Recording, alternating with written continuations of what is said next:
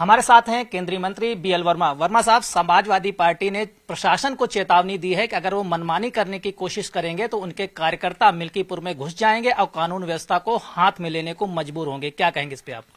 Samajwadi party के नेताओं को ध्यान रखना चाहिए, ये समाजवादी पार्टी गवर्नमेंट नहीं है जो गुंडागर्दी चलेगी। अब वो भारतीय जनता पार्टी की सरकार है, योगी जी के नेतृत्व में चलने वाली सरकार है, जहाँ कानून व्यवस्था चुस्त दुरुस्त है। और इस तरह की धमकी और गुंडागर्दी करने की बात कहेंगे तो मुझे लगता है कानून अपना काम करेगा और इस तरह के वो सपने पालने छोड़ दें कि वहां पर जाके किसी प्रकार की गुंडागर्दी करेंगे। उन्होंने प्रधानमंत्री के महाकुंभ में जो है प्रस्तावित कार्यक्रम को लेकर भी सवाल उठाया। उन्होंने कहा कि प्रधानमंत्री को कभी ईद मनाते नहीं देखा, बकरीद की बधाई देते हुए नहीं देखा। ये काम समाजवादी पार्टी के नेताओं के लिए छोड़ दिया है। वो ईद और बकरीद मनाएं, माने प्रधानमंत्री सनातनी हैं, इसलिए सनातनी होने के नाते भी और देश के ही नहीं विदेशों से भी आज 144 साल के बाद में जो महाकुंभ पड़ा है और ये हमारे देश में और प्रयागराज में पड़ा है, दुनिया भर से लोग श्रद्धालु आ रहे हैं। उस माननीय प्रधानमंत्री जी भी उस संगम में डुबकी लगाने जा रहे हैं। मुझे लगता है कि ये ऐतराज समाजवादी पार्टी के नेताओं को क्यों?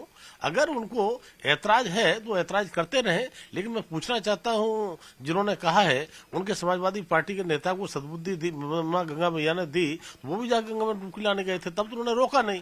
तो पहले अखिलेश यादव वो कहते। और माननीय प्रधानमंत्री मोदी के नेतृत्व में जिस तरह से दोनों सरकारों के नेतृत्व में हमारा महाकुंभ की व्यवस्थाएं बहुत अच्छी हुई हैं और दुनिया भर से लोग जिस तरह से आ रहे हैं, आज मैं कह सकता हूं कि 144 साल के बाद महाकुंभ जो पड़ा है ये हम सबका सौभाग्य है। और माननीय प्रधानमंत्री जी डुबकी लगाने जा रहे हैं और निश्चित रूप से मां गंगा मैया उनको भी आशीर्वाद देगी और देश के 142 करोड़ लोगों के लिए भी आशीर्वाद देगी। अखिलेश यादव ने कहा है कि मिल्कीपुर का चुनाव सांप्रदायिक राजनीति को खत्म करने वाला चुनाव साबित होगा।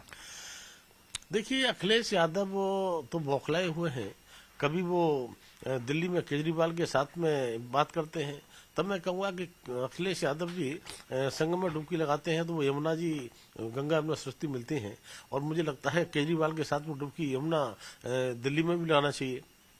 और जिस तरह से बात बार बार वो मिल्कीपुर की करते हैं, तो मिल्कीपुर की जनता ने तय कर लिया है कि वहां पर भाजपा का कमल खिलेगा और भारतीय जनता पार्टी जीतेगी। कल दिल्ली में भी वोटिंग होनी है, भाजपा के कैसे प्रदर्शन की उम्मीद देखते हैं आप?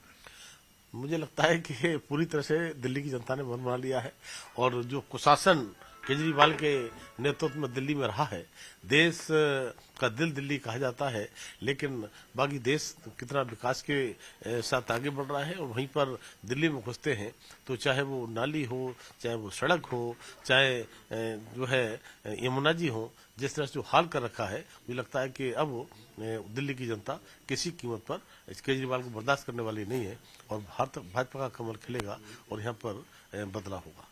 शुक्रिया हमसे बात करने के लिए। ये थे हमारे साथ केंद्रीय मंत्री BL Verma. Video journalist Sanjeev Verma के साथ संदीप पांडे, न्यूज 18 दिल्ली।